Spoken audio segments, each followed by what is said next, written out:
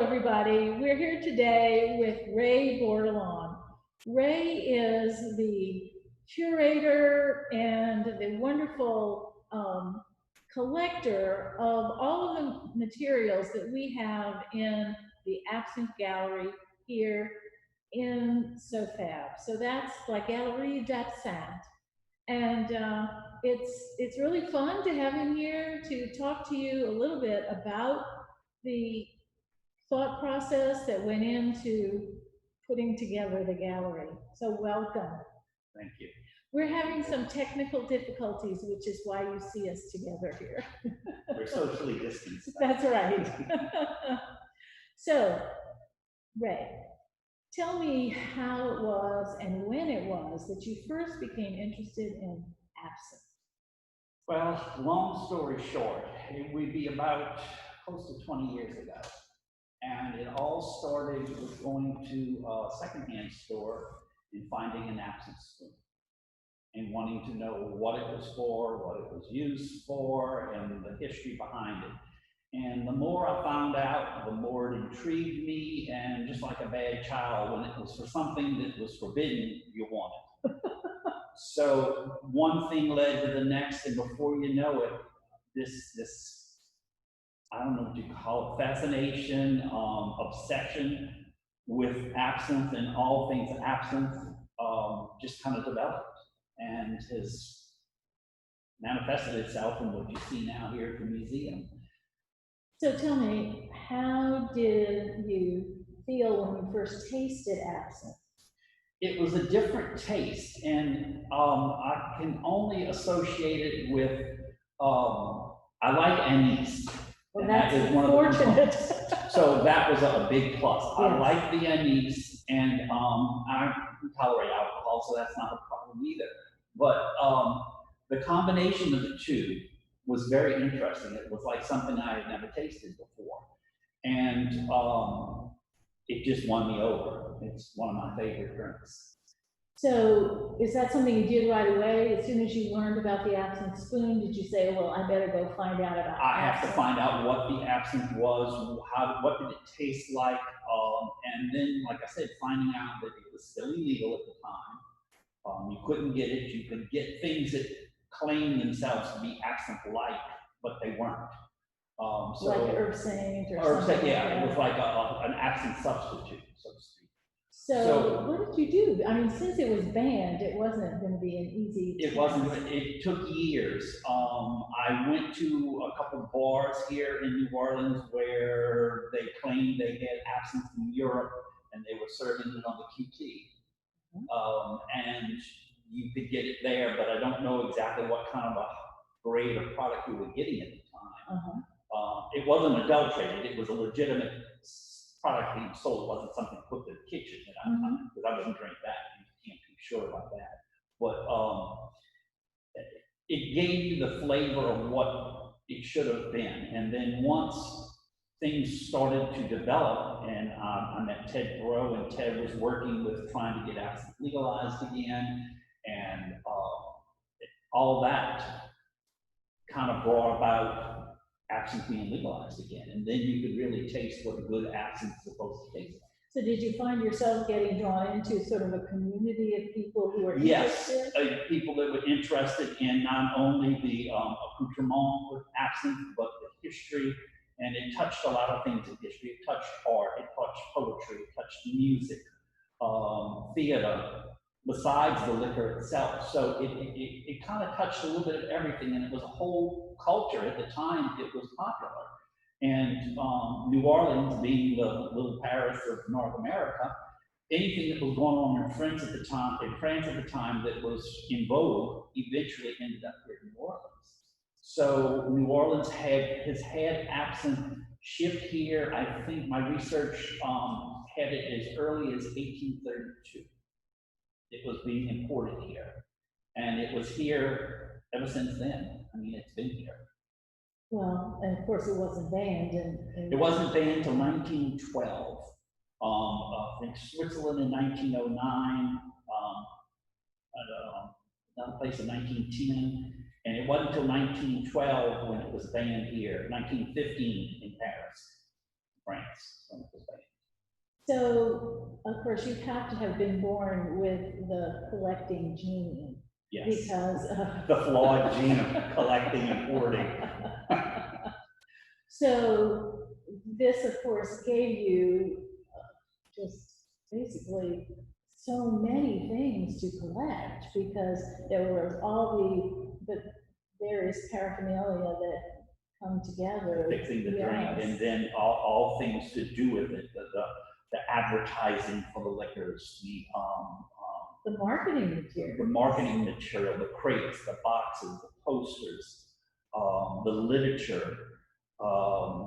Just like I said, it touched a little bit of everything. So there was so much out there to collect. It's like, what do you collect? And I could not just focus in on one thing, like just spoons or just bottles. I had it all.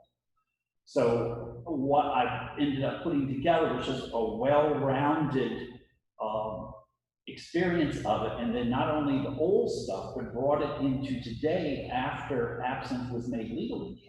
And all these flood of new absinthe have come out since then. And we tried to show that in the museum also. We have like 40 or 50 different brands of new absinthe. Just to give you an idea of the marketing that went into that, and the labels. Some of them try to harken back to the old look, but you kind of get a feel for what's out there now. And it's continuing. I mean, they have, it's still a very popular drink. So did you also sort of spread out into other anise flavored things? No, absinthe is funny as to where it mixes with some things and some things that don't. Because I know people are always trying to come up with new recipes for absinthe, new cocktails to use it in. And it's a funny liquor in that some things it will pair with nicely, and then other things it is god awful. I've tasted some experiments and it's like you don't want to drink it. But some things it will pair with quite nicely, and it makes it drink. And maybe not a full shot of it or so, you might just use a rinse in the glass or just a spritz of it just to give you that little bit of a flavor or kick. So it has a multi-use, and people are even now starting to use it in cooking. So they're finding different uses for it besides just making a drink, a cocktail. But when you started to collect, did you collect beyond absinthe? In other words, did you go into anisette? Well, it led me into ouzos. It led me into that. Yeah, there's an Iraq Razouk. When I was had left New Orleans for Katrina, we were over in Texas and we couldn't find any absinthe there, but we found a Iraq Razouk, which is like an ouzo type thing, and it had that flavor. You mix it with water, so that was really good. And in addition to that, there are other anisettes, like I'm thinking one of the brand names right now. Well, they make all the liquors, the root beer schnapps and everything. I forget their name. Are you talking about bowls or? They make all the different flavors. They have an anisette, they have peach schnapps, they have a brandy, they have blackberry. It's a brand name. Yeah, the one that comes to mind to me is bowls, but that's obviously There's another one. But anyway, yeah. They originally had an absinthe substitute flavor, because we have one of the bottles in the museum. So everybody was trying after, and that was a funny thing, when absinthe was made, when it was still illegal and Prohibition hit, when Prohibition was over, like 1934, a lot of these distillers here in New Orleans anyway thought, oh, we can make absinthe again now. Well, they tried it, and the government basically shut them down and said they could not make absinthe. They repealed the Prohibition law, but they did not repeal the 1915 ban on absinthe. So they were splitting hairs with it. A perfect example is Mr. Marion Legendre, who did Herb Saint. He originally claimed his product was an absinthe type substitute, and it had no wormwood in it, but that's been debated back and forth. But his bottle, when he first put it back out after Prohibition, 1934, said Legendre was absinthe, and they made him confiscate all of his bottles he had sold, recall them back in, and made him stop using the word absinthe on the labels. So how did absinthe get that reputation Well, for being an hallucinogenic? Yeah, it's a kind of a long, complicated story, but I'll try to shorten it somewhat. Absinthe got a bad rap. It started out being used medicinally. It was given to the troops in the Algerian War to purify water and to ward off fever, so it was issued as a ration to the troops. And it had been around since 1805, being used medicinally. Well, good absinthe is no worse for you than good gin, good rum, or good vodka. Adulterated absinthe can be dangerous. And what happened was, just like today, when something becomes very popular, people of a lesser caliber start making knockoff brands. And in order to get it to look and act like the good absinthe, which the Cadillac at that time was Pernod, they started putting things in it to make it loche properly and to give it the green color, and they were putting things like copper sulfate in it, which is poison. Mm-hmm. Now, and they were selling it cheaper than the better branded absinthe. Mm-hmm. Therefore, people that didn't have a lot of means, starving artists, people, you know, of lesser means, could buy this stuff and drink it at will.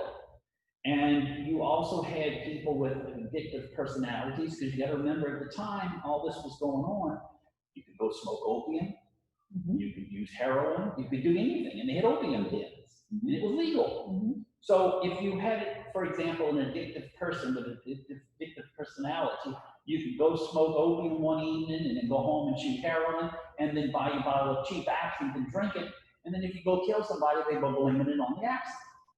Well, wasn't it also of a higher proof? It was a higher alcohol content in it. You know, probably rock got alcohol too. So it got a bad rap in that way. But what happened at the same time it got its popular place in French society, they had a phylloxera, which is a root rot in the grapevine stock, and it decimated the wine industry. The wine industry went down. Absinthe was coming up. Well, the wine industry couldn't stand for it. They said, wine is the national drink of France, not this absinthe. So they got together with the political powers that be, and they had to get a campaign to kill the competition. And they had to find the one thing in absinthe that's not in any other liquor at the time, wormwood. So they had to make it a villain. And so they also didn't want the temperance. And the temperance people was going on too, and they helped the lobbyists for the wine industry by saying absinthe is bad for you. Also, now they were against other liquors too, but absinthe was one of the main ones they went after, and I think it had a lot to do with joining forces with the wine lobbyist people. And they zeroed in not on Pernod, because they never made the claim that Pernod will kill you. They had just absinthe in general, and they were using examples from these people that were on this adulterated absinthe, having reactions and going to a crazy house and things like that, and they used them as the example of what absinthe will do to you. And they did a test where they would pump a poor rat full of a whole liter of absinthe or something, and it died. And they said, well, look what it did to the rat. Well, I guess so. You could pump a rat full of water and it would kill it. But it all worked in their favor, and they villainized absinthe. It became the scapegoat. It became the scapegoat for the temperance movement and for the wine lobbyists to get rid of it. And that's what caused it to be banned in Switzerland in 1910. And it wasn't until 1915 in Paris when it was finally banned. So that's what did it. 1912 in the United States. And even though it was banned here, they were still producing it in Spain. Spain never stopped. Pernod even moved one of their distillery, Pernod SA, over to Tarragona, to Spain. So it was still being produced. It wasn't illegal in Spain or London. They never made it illegal. So it was still out there. Yeah, it was still available, yeah. So tell me about what was going on in New Orleans during, let's say, the last half of the 19th century and beginning of the 20th. Well, absinthe in New Orleans was popular, like I said, from early on, and it was ranked here a little different than in Paris. In France, you would go to a bar or a bistro, and you would order your absinthe, and they would bring it to you. Most probably with a shot in the glass already, or they might bring a topette or something to the table, and you would prepare it yourself. Seems like here in the States, it was more of a thing where the bartender would fix it and give it to you. Because you don't find very, very, very few mentions of absinthe spoons being used in the United States. It's more of a French thing. So, in an example of the old absinthe house, they started using the dripping fountains in 1874. So the old absinthe house on Bourbon Street. Bourbon in Bienville. Okay. Bourbon in Bienville. They started using the process of dripping in 1874. And they had absinthe in there, and the fountains that are there are more than likely products of soda water. And there's been a big misconception on the absinthe house and those fountains in that they claim the absinthe ate the marble, and that's what pitted it. Well, if you're sitting there looking at this and you think, well, I'm going to drink this thing that's eating a hole in marble, I don't think so. You know? So it's more likely that those fountains were originally used in the round, because there were 4 spigots on them, to serve soda water, which was a big medicinal drink in the 1860s, 1870s. And anyway, the gentleman that leased the building and leased the bar downstairs started using the dripping method. And he would do, like I said, fix it himself and serve to the clients. He would frappe it. So that was just all the vogue, and it was a French thing. So it stayed popular, like I said, till the ban. And even after the ban, there were, you know, Prohibition didn't go over too big here, and especially in Louisiana. They said there were too many bayous and inlets to smuggle in liquor. So it never really took hold. And an old aunt of mine once told me, she lived through Prohibition, she said, we did everything we could to disobey the law. They were making stuff at home and everything else. And people that's just what they did. Right. You know, they weren't going to let the government dictate that to them. Right. But absinthe stayed popular, and like I said, it's been a resurgence of it now. And the museum is basically showcasing the old and the new, to where it's educating the people to do away with this this old notion of absinthe is poison, absinthe will kill you, absinthe will make you hallucinate, and all this stuff. Drank in moderation, it's no worse than any other liquor in moderation. You drink too much. Gin is made of juniper berries. Juniper berries by themselves are poison. But yet you distill it properly in the right mixture and you don't overdo it, it's okay. You know, and so these people that say, oh, how much absinthe do I have to drink before I start hallucinating? Well, how much gin do you have to drink before you start hallucinating? Right. You know, so it's that same kind of thing. But the museum was put together basically to explain and to educate the public, not to have this old notion. Try the absinthe. In today's absinthe, all of them taste a little bit different. They've been putting their signature notes on them. Some might have hibiscus flowers in it. Some of them might have eucalyptus in it. Some of them might have lemongrass. Some of them might have a citrus aftertaste or a woodsy mushroom flavor. So one try of absinthe doesn't mean they all taste like that. Now, yes, the overbearing, or not overbearing, but common note to most of it will be a little bit of an anise. But with the right combination of other herbs that they use, the fennel, the hops, and things like that, it's a very cool and refreshing drink. Well worth a try if you've never had it. So do you like yours with sugar? I take mine with sugar. Some people I know don't take it with sugar, they don't want it, and that's just a personal preference. Some people I know use 2 lumps of sugar. You know, so it's a personal preference thing, but that's why the spoons were created in France. They liked the sugar with it, and the spoons, the style of the spoon has nothing to do with the fixing of it. It's just the purpose of the slotted spoon to, when you pour the water over the sugar cube, the old sugar dissolved a lot less than the new refined sugar did. So you had to drip the water slowly over till it broke down and it could filter through the slots in the spoon into the liquor. If you just throw the sugar in the liquor and stir it, it's not going to dissolve. You had to dissolve it, and then you could fix it to your strength you wanted with the water dripping in it. And the water actually falling from the spoon into the glass helps the mixing of the oils, and that's why you get that lotion and turning and turbulence. So the oil is the oil of the herbs. Right, and that oil is dissolved in the alcohol, but it won't dissolve in the water. so it comes out of solution. Right. And that's what you see, Right. the And cloudy. you see it clouding and, Yes. and turning and turbulating inside there. So that's basically what it is. And they say it's similar to like a Japanese tea ceremony. It's a drink that's to be savored and sipped. It's not a shot, it's not a jello shot. You don't drink absinthe straight. It's a drink to sit down and enjoy your surroundings and enjoy company and just enjoy the drink.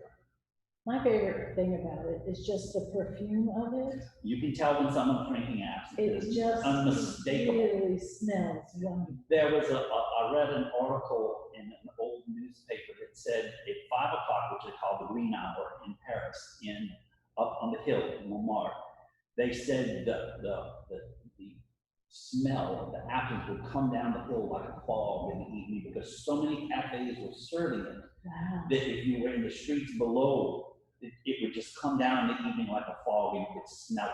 And you know what I'm talking about, you can smell it. Someone sitting next to you drinking an absinthe, they're like, what are you drinking? Yeah. You'll know. It's amazing. But we're trying to educate the public, and like I said, we have examples of all the old and the new, but mostly a lot of old, to show that this was a process. So one thing I want to talk to you about, and something that I know is covered in the museum, is some of the lore and the mythology that was actually encouraged by a lot of the artists that were drinking, whether it was somebody like Oscar Wilde or Toulouse-Lautrec or whatever. I think that they kind of were in love with their own mythology. And yeah, that kind of seems like that's the case, and some of it may have been even more flowered up after the fact. right. You know, it was a popular drink at the time amongst the artistic type people. It was the thing to be drinking. It was called your muse. It inspired you supposedly to write poetry, to compose music, or to paint a picture. Mm-hmm. But in the instance of Van Gogh, they say, oh, that's why it cut off his ear. Well, the man was eating his paints too, so that doesn't really account for a lot. He was getting the terpenes from the cedar and the oils and the paints. He was eating that at one point. So, I mean, he had an addictive personality, apparently, so absinthe would have fit the bill with him. Right. And cheap absinthe, most probably. So one of my favorite artifacts is the fan with the rats on it. That's from the. So tell me about that. That's from the Cafe Rat Mort. They used to have it. It was up at, I forget the name of the circle. It's a circle area up in Montmartre. And the cafe even had a rat, effigy of a rat hanging over the awning when you went in. And this fan has the little rats all on it. And I think we also have in there a dinner plate from Rat Mort, and it's got the rats dueling with the swords in it. And I don't know why that picked up as a symbol for that place, but it was a popular hangout for the artistic people. And you got to remember this too. At the time in polite society, when all this was in the vogue in France, it was impolite to sit at a bar and drink for hours on end. Like you do now, you go to a bar room and you camp out. They didn't do that. What they did was they basically were a bar house. They would go to one bar, have a drink or two, and then leave and go to another. So they weren't in one place. Weren't being branded as a bar flop. So right. Not to say that they didn't drink a good bit when they were there, but they didn't go overboard. It was impolite to just sit there and drink all evening. So do you continue to collect? Yes, it's getting harder and harder to find odd things, and they get to be pricey sometimes. They're really interesting stuff, but I do come across little things now and then that are of interest that just kind of fit the story a little more. There was a story I found not too long ago in regards to New Orleans at the old Absinthe House that I think it was 1856. There was a anti-Spanish sentiment going on with something going on with Cuba. The United States was trying to take over Cuba or do something with Cuba, and there was a huge anti-Spanish sentiment going on. And the gentleman that was running the old Absinthe House his place was basically with a riot of people, broke in, broke most of the bottles, broke up the inside of the place, and he sued the city for not protecting his business. He lost. The city said it wasn't their fault. But they talk about the bottles of absinthe being smashed in the street and whatnot. So it was very popular back then, but you had things going on. And that's just one little story. There are so many stories with the Absinthe House. I mean, it's just unbelievable. But the popularity of absinthe has been from the beginning, and it hasn't stopped. Okay. Well, thank you so much for talking to us. I hope that everybody can come visit the gallery here at the Southern Food and Beverage Museum in New Orleans next time you're in the city. And hope that we can continue to have Ray's interesting and obsessive collection here at the museum. Thanks a lot. Thank you for having me. Appreciate it.